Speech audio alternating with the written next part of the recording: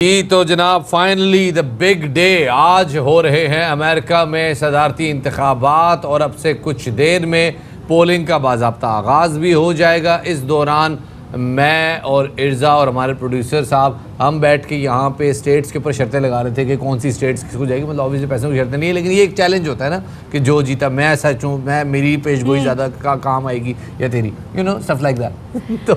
तो बस अब कुछ ही घंटे रह गए हैं और पता चल जाएगा कि अमेरिका ने अपना नया सदर किसको चुना है, जो बाइडेन को या फिर ट्रंप को। और दोनों उम्मीदवार 70 से ज़ायद बहारें देख चुके हैं और अगर कामयाब हो गए जो बाइडेन तो उम्र रसीदा सदर होंगे।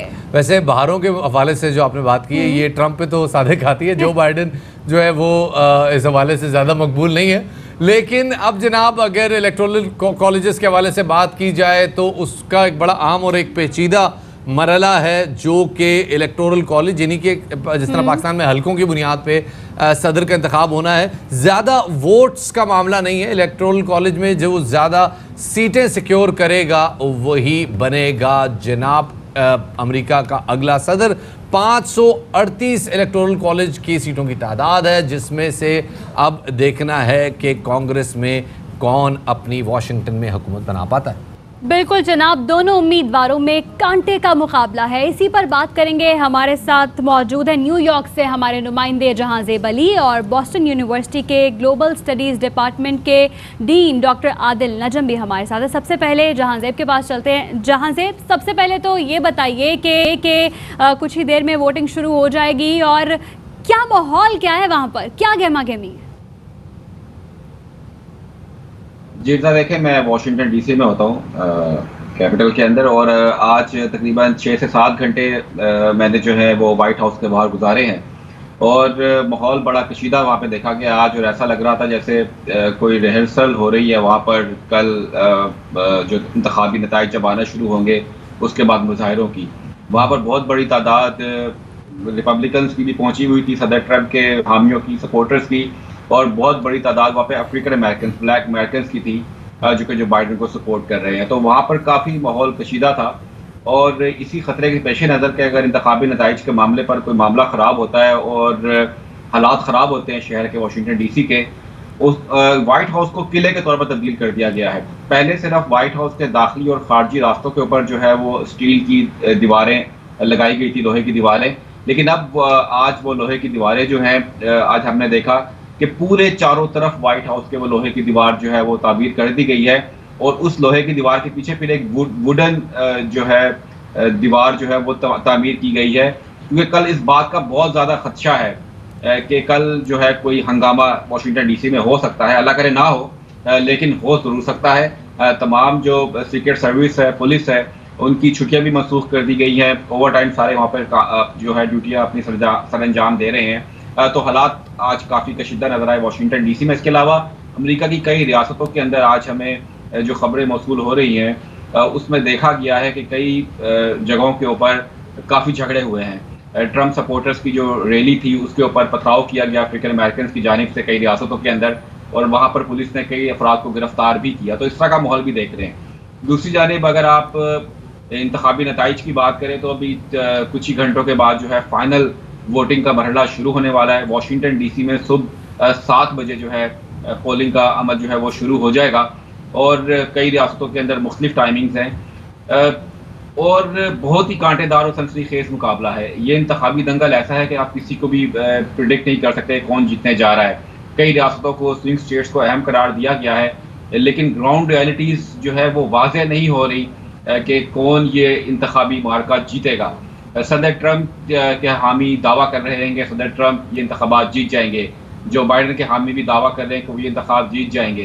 पोल्स के अंदर जो बाइडेन की हमें थोड़ी अच्छी पोजीशन बेहतर नज़र आती है, लेकिन रिपब्लिकन पार्टी के जो लोग हैं वो इन पोल्स को नहीं मानते। रिपब्लिकन पार्टी के जो अपने पोल्स हैं उसके अंदर सदर ट्रंप को तो बहुत ज़्यादा लीड हुई थी है। चलें, ये तो आपने वहाँ पे ज़रा सूरत-ए-हाल बता दी। जाज़िब मेरे साथ ही रहिएगा। डॉक्टर आदिल नजम हमारे साथ मौजूद हैं, ज़रा उनको भी शामिल गुफ्तगू करते हैं। डॉक्टर आदिल, बहुत शुक्रिया पहले तो हमें वक्त देने के लिए। ट्रंप पॉपुलैरिटी के लिहाज से 2016 में 43.8 पर थे, 43.9 पर थे, 2020 में वो 43.8 पर है। कोई ख़ास उनकी पॉपुलैरिटी में फ़र्क नहीं आया। आपको 2016 वाला सिनेरियो इस इंतखाबात में भी नज़र आ रहा है, या आपको लगता है कि सरप्राइजेस हो सकते हैं? देखिए, सरप्राइज तो कभी भी हो सकता है, और 2016 में सिनारियो कुछ नहीं था, एक बहुत बड़ा सरप्राइज था। सिनारियो तो इन द सेंस के एक ऐसी रिजल्ट था जो शायद डोनाल्ड ट्रंप भी उसको एक्सपेक्ट नहीं करते थे। उस इलेक्शन में भी ज़्यादा वोट जो हैं वो हिलरी क्लिंटन को पड़े। इलेक्शन से पहले डोनाल्ड ट्रंप और हिलरी क्लिंटन का जो डिफरेंस था वो 3% का था। इस बार जो है जो डिफरेंस है वो तकरीबन 7% का है पूरे मुल्क में, और बाइडन साहब उसमें आगे हैं। लेकिन क्योंकि अमेरिका का निज़ाम जो है वो ज़रा पेचीदा है, इसलिए यकीनन सरप्राइज कहीं भी आ सकती है। और सरप्राइज ये भी आ सकती है कि दोनों में से एक कैंडिडेट एकदम स्वीप कर ले। हालांकि वोट में इतना डिफरेंस ना हो, लेकिन इलेक्टरल वोट में बहुत बड़ा स्वीप हो जाए। मसलन अगर विस्कॉन्सिन, मिशिगन और पेंसिल्वेनिया तीनों जो हैं जहां बाइडन साहब इस वक्त थोड़े से आगे हैं, वो तीनों बाइडन साहब को चली जाती हैं, तो फिर फैसला जो है वो रात को 10 बजे तकरीबन हो जाएगा। लेकिन अगर ये स्टेट्स वहां नहीं जाती तो फिर जो फैसला है वो 1-2 जो बड़ी स्टेट्स हैं उन पे रह जाएगा। तो अमेरिकन क्योंकि इलेक्शन होती इस तरह कॉम्प्लिकेटेड है, इसलिए हमेशा ये ऐसा होता है कि इलेक्शन से पहले बहुत ज़्यादा आप नहीं कह सकते। लेकिन अब तक ये लगता है कि बाइडन साहब की जो सपोर्ट है वो शायद ज़्यादा है, और वो सच्ची बात ये वो बाइडन साहब की सपोर्ट नहीं है। असल में जो इलेक्शन है वो ट्रंप और बाइडन का नहीं है, असल में इलेक्शन है ट्रंप और ट्रंप का। एक तरफ ट्रंप साहब है और दूसरी तरफ वो हैं, उनके वोटर वो हैं जो कहते हैं कुछ भी हो जाए, मैं जियाला हूं, मेरा कैंडिडेट ट्रंप है, वो जो मर्जी कर दे, कोरोना वायरस जो मर्जी हो जाए, मैंने इसी को वोट देना। और दूसरी तरफ वो हैं जो कहते हैं कि हर कीमत पे आप खंबा भी खड़ा कर दो तो मैं उसको वोट दूंगा as long as he is not Trump. तो ये है वो डिवाइड जो अमेरिकन सियासत में इस वक्त मौजूद है। अच्छा, आदिल नजम साहब, ये भी ज़रा वाज़े कीजिएगा कि पिछले इलेक्शंस में 2016 के इलेक्शंस में डोनाल्ड ट्रंप ने जो वादे किए थे, जिसके अंदर फ़ौजियों का इनखला था अफगानिस्तान से, फिर साथ साथ मौशी रिफॉर्म्स की बात की थी और बेशतर पॉलिसीज़, तो वो वादे वो पूरे नहीं कर सके। ये कितना इफ़ेक्ट कर सकता है ट्रंप को? नहीं, ये देखिए, वादे तो सियासतदान जैसे हमारे यहाँ करते हैं वैसे ही वहाँ करते हैं। वो फिल्मी वाले वादे होते हैं, जिस तरह फिल्म में आप कहते हैं चांद ला दूंगा और मैं तुम्हारे लिए जान दे दूंगा। ये सियासत सारी दुनिया की एक जैसी होती है। लेकिन सच्ची बात यह है कि दो चीज़ें अगर सीरियस कहा जाए तो दो चीज़ें सीरियस हैं। एक तरह से ट्रंप साहब ने अपने वादे पूरे किए हैं। वो जो उनके जो हामी है इसीलिए उनके साथ हैं। उनका वादा था कि जी हम मुसलमानों को बैन कर देंगे, हम इमिग्रेशन के खिलाफ लगा देंगे, हम नेशनलिस्ट हो जाएंगे, हम प्रोटेक्शनिस्ट हो जाएंगे, हम अमेरिका को ग्रेट बना देंगे। ग्रेट बनाने का तो खैर पता नहीं कब ग्रेट होता है या नहीं होता। तो आप समझते हैं कि अगर ट्रंप वापस आ जाते हैं तो आलमी सतह पर कोई पॉलिसी में बड़ी तब्दीली देखने में आएगी? जरूर यकीन आएगी। देखिए, पहली चीज ये, अमेरिका की इलेक्शन और कोई भी इलेक्शन आलमी नहीं होती। अमेरिका का हम पे बड़ा होता है असर, लेकिन वोट जो है वो तो डोमेस्टिक पॉलिसी पे होता है ना। अमेरिकन वोट इसलिए नहीं देता कि अफगानिस्तान में क्या होगा, अमेरिकन वोट देता है कि अमेरिका में क्या होगा। ये बड़ा क्रूशियल पॉइंट है। ये मैं आदिल साहब हमारे साथ नहीं, जानजेब हमारे साथ मौजूद है, हमारे नुमाइंदे वाशिंगटन से। जानजेब, पोस्टल बैलेट बहुत ज्यादा पड़ा है और बड़े नंबर्स आए हैं उसके। एक रुझान ये समझा जा रहा है और ये तसव्वुर किया जा रहा है कि पोस्टल बैलेट जो हैं ये ऑटोमेटिकली डेमोक्रेट्स को ज़रा ज़्यादा फ़ायदा दे सकते हैं। रिपब्लिकन्स अलबत्ता कल, यानी हमारे मुताबिक आज रात जब पोलिंग का सिलसिला शुरू होगा तो उसमें रिपब्लिकन टर्नआउट ज़रा ज़्यादा पता चलेगा। आपको क्या लगता है कि पोस्टल बैलेट्स इस दफ़ा क्या कोई गेम चेंज कर सकते हैं?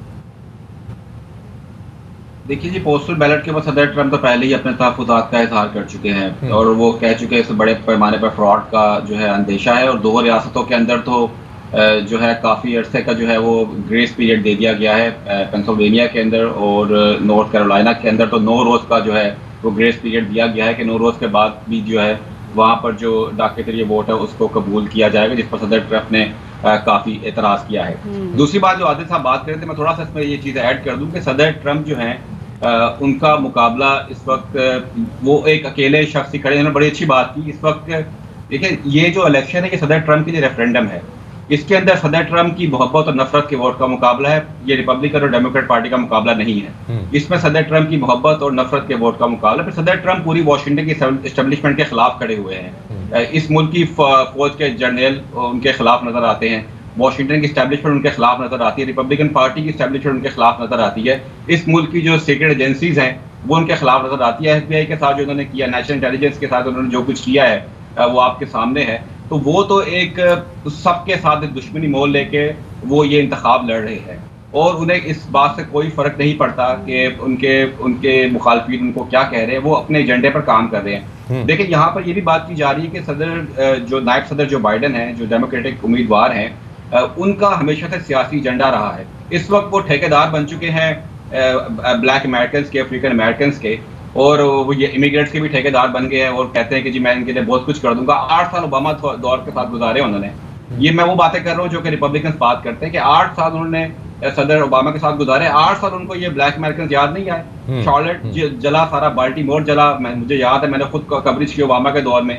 और जब सदर ओबामा साहब की मुद्दत खत्म होने लगी तो कुछ महीने पहले एक एग्जेक्टिव ऑर्डर पे दस्तखत कर दिए कि मैं जी इतने इमिग्रेंट्स को जो है वो लीगल कर रहा हूँ, और उन्हें पता था वो एग्जेक्टिव ऑर्डर मंजूर तो होना नहीं है। उसके बाद उन्होंने डाका के जो बच्चे यहाँ पर बेचारे रुल रहे हैं इतने अरसे से, उनके बारे में भी कुछ नहीं किया।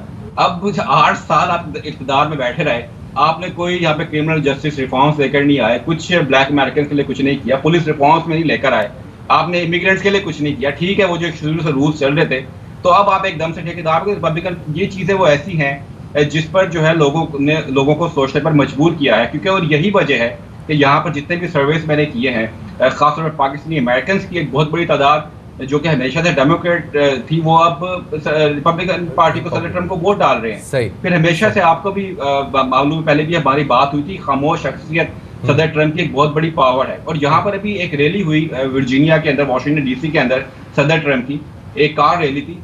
माइल्स के ऊपर कारें खड़ी हुई थी, मीलों दूर तक कारें ही कार्स और ट्रक से जो सदर ट्रम्प को सपोर्ट करने आ रहे थे। तासुर किसी हद तक दुरुस्त है कि जब बाकायदा वोटिंग शुरू होगी तो ट्रंप के लिए जो है आसानियां पैदा हो सकती हैं। पोस्टल बैलेट पे बहरहाल उनके तहफ़्फ़ुज़ात हैं। आदिल नजम साहब, आपकी तरफ एक सवाल लेके आऊँगा। आपने पोलराइजेशन का जिक्र किया कि अमेरिकन सोसाइटी के अंदर पोलराइजेशन आई है ट्रंप के आने के बाद, जो ऑलरेडी मौजूद थी लेकिन ज़रा ज़्यादा इन्हांस हो गई है। एक और चीज़ जो ट्रंप ने अपने दौर हुकूमत में की है, वो चाइना को एज अ नैरेटिव लेके आए हैं, और अब डेमोक्रेट्स भी चाइना और एंटी चाइना पॉलिसीज़ के ऊपर बात करते हैं।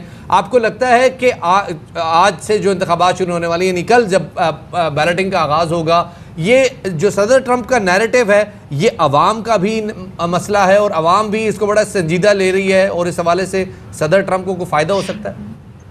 देखिए, चीन पे तो कोई फर्क नहीं है ना। यो नैरेटिव ट्रंप से पहले ओबामा साहब का भी यही था। चीन और अमेरिका की तो एक राइवलरी जो है, ये दो बड़ी ताकतें हैं, एक बड़ी ताकत मौजूद थी, एक बड़ी ताकत आ रही है। इसमें ट्रंप, ओबामा, बाइडेन, ये तो छोटी मोटी चीजें हैं ना, क्योंकि ये तो ताकतों की जंग है ना। और नाउ तरीका वारदात जो है ट्रंप साहब का, जिस तरह वो तकरीर करते हैं या जिस तरह वो ट्वीट करते हैं, जिस तरह वो नारे मारते हैं, बड़के लगाते हैं, वो फर्क है। लेकिन मेरे ख्याल में चीन पे कोई पॉलिसी में फर्क नहीं पड़ेगा। और अगेन मेरे ख्याल में तो हमेशा ऐसे होता है, और खुसूसन इस बार इस इलेक्शन में पॉलिसी का तो जिक्र ही नहीं है, और फॉरेन पॉलिसी का तो दूर दूर तक कोई जिक्र नहीं है। ये तो पर्सनैलिटीज की जंग कि या आप ट्रंप साहब के जाले हो या दूसरे हो। पोस्टल बैलेट की अगर मुझे आप 1 मिनट की इजाजत दीजिए, तो पोस्टल बैलेट बड़ा अहम है, लेकिन ये भी याद रहे कि पोस्टल बैलेट कोई नई चीज नहीं है। ये तो सिविल वॉर के जमाने से पोस्टल बैलेट चल रहा है। पिछली जो इलेक्शन थी 2016 की, उसमें तकरीबन 40 मिलियन वोट जो थे वो पोस्टल आए। इस बार जो है अब तक तकरीबन 100 मिलियन आ चुके हैं। 100 मिलियन का मतलब क्या है? 100 मिलियन का मतलब ये है कि पिछली इलेक्शन में जो टोटल वोट पड़े वो थे तकरीबन 140 मिलियन। इस बार 100 मिलियन अब तक ऑलरेडी पड़ चुके हैं, विच मीन्स कि अगर इलेक्शन में ज्यादा वोट पड़ेंगे, जो लगता है कि पड़ेंगे, तो एक तो ये है कि नए वोट जो हैं वो अमूमन इनकम्बेंट पार्टी को नहीं जाते, जो चैलेंजर होता है उसको जाते हैं। दूसरा ये है कि तकरीबन 2/3 वोट जो पड़ने हैं वो पड़ चुके। सो कल की जो कार्रवाई है, अगर बेस्ट भी हुई तो आपको 1/3 वोट कल पड़ेगा, और आपने बिल्कुल दुरुस्त कहा कि वो जो होगा उसमें अमूमन ज्यादा आपको नजर आएंगे रिपब्लिकन वाले। बहुत बहुत शुक्रिया जी। आदिल नजम साहब हमारे साथ मौजूद थे, जाज़ेब अली हमारे साथ मौजूद थे, हमारे नुमाइंदे आप दोनों हजरात हमारे साथ मौजूद रहे, बहुत शुक्रिया। और ख़वातीन हजरात, हमारी एक स्पेशल ट्रांसमिशन भी आज US इलेक्शंस के हवाले से जारी रहेगी आज रात, और इसका सिलसिला जारी, जब तक नताइज नहीं आएंगे तब तक जारी रहेगा। तो उसमें भी हमारे साथ रहिएगा, हम उसमें भी आपको ताज़ा ब ताज़ा और वक्तन फ़वक्तन जो सूरत हाल डेवलप होती जाएगी बताते रहेंगे। फ़िलहाल अब आते हैं पाकिस्तान और ज़रा मुल्क की सियासत पे बात करें।